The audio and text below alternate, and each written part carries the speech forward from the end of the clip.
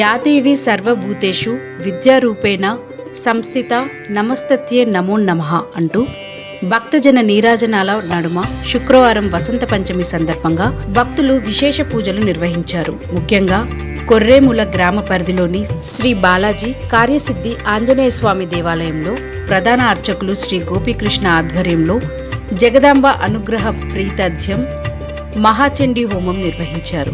ఈ సందర్భంగా అర్చకులు గోపీకృష్ణ గారు మాట్లాడుతూ ఆదిశక్తి అమ్మవారి అనుగ్రహం కోసం ప్రతి ఒక్కరూ భక్తి శ్రద్ధలతో అమ్మవారిని ఆరాధించాలని తెలిపారు.